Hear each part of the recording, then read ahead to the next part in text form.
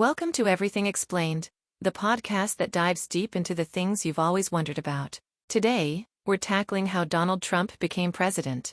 It wasn't one thing, but a confluence of factors. Think of it like baking a cake: the right ingredients, proportions, and temperature. Trump's ingredients were political strategy, economic anxieties, and social divisions. First, the Republican primary.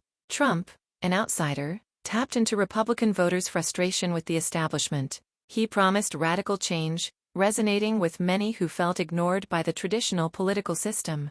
His unconventional campaign style, characterized by its populist appeal and disregard for political correctness, proved remarkably effective. He masterfully used social media, bypassing traditional media gatekeepers and directly engaging with his supporters. These massive rallies, often filled with fervent energy, became powerful symbols of his movement, fostering a sense of community and shared identity among his followers. His controversial, often inflammatory, rhetoric, while alienating many, galvanized his base and ensured he remained a constant presence in the news cycle. The general election saw Trump facing Hillary Clinton. Clinton's email controversy, relentlessly amplified by Trump and his campaign, fueled perceptions of untrustworthiness and a sense of elitism among many voters. Trump effectively exploited this, painting her as part of the corrupt establishment, a narrative that resonated with voters already disillusioned with the political status quo.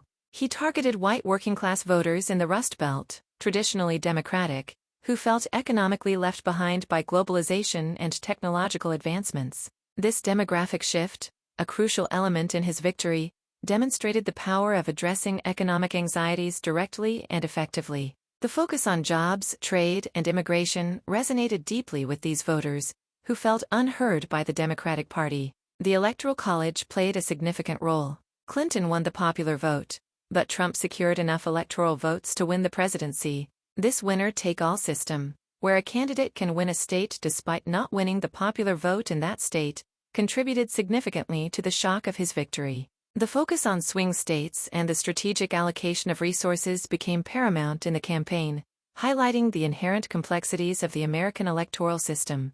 Trump played a bold game, identifying and exploiting weaknesses in his opponent's campaigns and leveraging existing societal divisions. He connected with voters emotionally, addressing their anxieties and frustrations with a directness and simplicity that contrasted sharply with the more nuanced approaches of his opponents.